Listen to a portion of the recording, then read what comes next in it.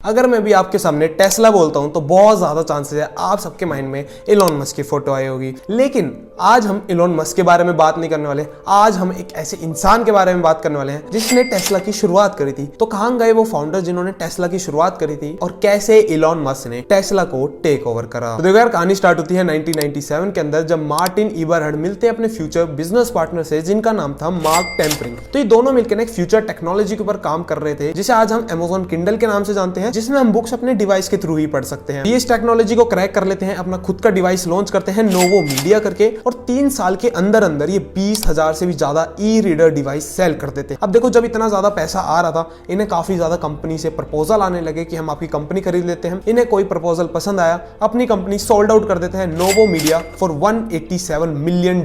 अब देखो, जब भी कोई बंदा कंपनी सेल करता है या लॉटरी जीतता है या फिर जब इतना ज्यादा पैसा आता है, वो अपने शौक पूरे करता है। ये भी चल देते हैं अपने शौक पूरे करने। तो किसी भी लड़के का सबसे बड़ा शौक होता है कोई महंगी गाड़ी खरीदना, फरारी हो गई, लंबोर्गिनी हो गई। तो ये जब जा रहे थे ना फरारी लंबोर्गिनी खरीदने के लिए, इन्हें एक जनरल मोटर्स की नई टेक्नोलॉजी के बारे में पता चलता है। उस समय जनरल मोटर ईवी सेक्टर के अंदर काम कर रही, तरह तरह की ईवी कार्स लॉन्च कर रही थी। लेकिन उसमें ना एक बहुत बड़ी दिक्कत थी। ये ईवी कार खरीदना तो चाहते थे, लेकिन ईवी कार का जो लुक था बहुत ज्यादा बेकार हुआ करती थी। स्मॉल बॉक्सी टाइप का उसका डिजाइन हुआ करता था, जो कोई भी खरीदना पसंद नहीं करता था। अब देखो, खरीदना तो चाहते थे ये फरारी, लेकिन जो इनका दिल था वो ईवी सेक्टर की तरफ जा रहा था। और तो इसी बिजनेस अपॉर्चुनिटी को देखते हुए मार्टिन इबरहर्ड ने सोचा, क्यों ना एक ऐसी कार बनाई जाए जब बॉडी तो फरारी की हो लेकिन जनरल मोटर की टेक्नोलॉजी हो ईवी वाली, दोनों को मिक्स करके एक कार लॉन्च करते हैं जिसका नाम होगा टेस्ला। अब देखो, किसी भी कार स्टार्टअप कंपनी खोलने के लिए ना 3 चीजें चाहिए होती है। पहला होता है नेटवर्किंग, दूसरा होता है टेक्नोलॉजी और तीसरा होता है फंड्स। अब फंड्स की ना इनके पास बिल्कुल कमी नहीं थी। $187 मिलियन फैला हुआ था,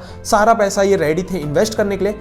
लेकिन जो मैंने दूसरी चीज बोली ना, टेक्नोलॉजी, वो इनके पास बिल्कुल भी नहीं थी। तो ये चल देते हैं एसी प्रोपोर्शन के पास। एसी प्रोपोर्शन उस समय एक नई कंपनी हुआ करती थी जो काफी ज्यादा इलेक्ट्रिक कार्स कंपनीज को अपनी लिथियम आयन बैटरी सेल करा करती थी। तो मार्टिन और मार्क ये एसी प्रोपोर्शन के साथ पार्टनर तो कर लेते हैं, लेकिन कोई कार भी तो नहीं चाहिए जिसके अंदर ये टेक्नोलॉजी फिट करी जा सके। अब मार्टिन और मार्क पार्टनरशिप करने चल देते हैं लोटस कंपनी के पास। अब देखो, लोटस कंपनी ना उस समय बहुत ज्यादा ट्रेंडी स्पोर्टी टाइप की कार्स बनाया करता था। अब देखो, इन्होंने ईवी मोटर की टेक्नोलॉजी ले ली थी एसी प्रोपोर्शन से, कार से मैन्युफैक्चर करवा रहे थे लोटस कंपनी से। दोनों को टाई अप करके इन्होंने अपनी पहली कार कंसेप्ट कार लॉन्च करी जिसका नाम था रोडस्टर। अब जो इनका जो पैसा था ना, जो नोवो मीडिया सेल करके इन्होंने कमाया था $187 मिलियन, वो सारा बन हो चुका था सारी एक्टिविटीज के अंदर, R&D के अंदर, प्रोडक्शन के अंदर। अब इन्हें एक बहुत ज्यादा तगड़ा सीरियस फंडिंग की जरूरत थी। और अब पिक्चर में एंट्री होती है इलॉन मस्क की। इलॉन मस्क ने अपनी ताजा कंपनी पेपाल को ईबे को सेल करा था।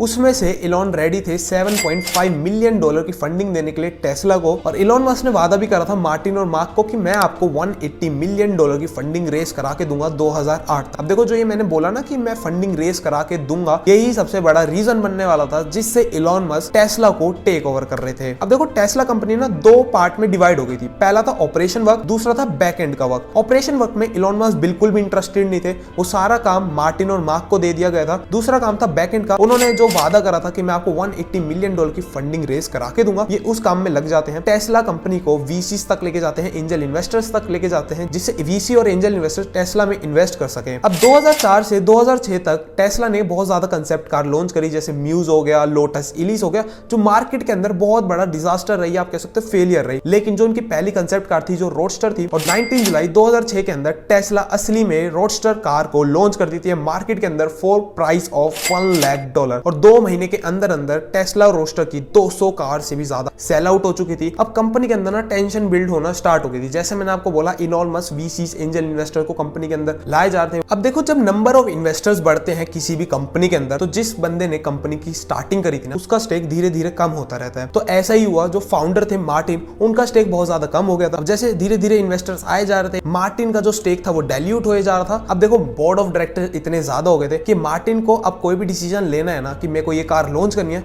तो उन्हें सबसे पहले बोर्ड ऑफ डायरेक्टर से डिस्कस करना पड़ता था, जब जाके वो डिसीजन ले पा रहे थे। और 2007 मार्टिन को कॉल आता है इलॉन मस्क से, और इलॉन मस्क बोलते हैं बोर्ड ऑफ डायरेक्टर्स ने डिसाइड करा है मार्टिन को CEO की पोस्ट से बाहर निकालने का। अब मार्टिन को बिल्कुल ऐसा लगा कि मैंने ही तो कंपनी स्टार्ट करी थी, जिस लेवल पे आज कंपनी है वो मैं लेके आया हूँ, और मेरे को मेरी ही कंपनी से बाहर कर दिया। अब देखो, जब भी कुछ ऐसा होता है ना, तो बंदे के पास 2 केस होते हैं, या तो वो बोर्ड ऑफ डायरेक्टर से लड़ेगा या बात करेगा कि भाई ऐसा क्यों कर रहे हो। दूसरा होता है वो कोर्ट के अंदर केस कर देगा। ये डायरेक्ट चले जाते हैं कोर्ट के अंदर, केस कर देते हैं कि टेस्ला ने मेरे को मेरी ही कंपनी से बाहर कर दिया है और जो भी मेरी मेहनत थी टेस्ला को बिल्ड करने की वो सारा क्रेडिट इलॉन मस्क लेके जा रहे हैं। अब इलॉन मस्क भी चुप नहीं बैठने वाले थे, इलॉन मस्क भी काउंटर केस कर देते हैं मार्टिन और मार्क पे, लेकिन मार्टिन ना केस वापस ले लेते हैं और यही पूरा मामला सेटल डाउन हो जाता है। अब देखो अभी आप सोच रहे हो कि भाई बता तो सही हुआ क्या, किसी को नहीं पता कि हुआ क्या था। कुछ लोग कहते हैं कि इन्होंने आपस में सेटल डाउन कर लिया, हो सकता है पैसों के लिए कर लिया हो सकता है कुछ बात हुई हो इसलिए कर लिया हो, और काफी लोगों को तो ये लगता है कि बोर्ड ऑफ डायरेक्टर्स ने मार्टिन और मार्क को इसलिए सीईओ की पोस्ट से आउट करा था क्योंकि वो बिजनेस की फाइनेंस नहीं मैनेज कर पा रहे थे, जो बैटरी की कॉस्ट थी वो कम नहीं लेके आ पा रहे थे,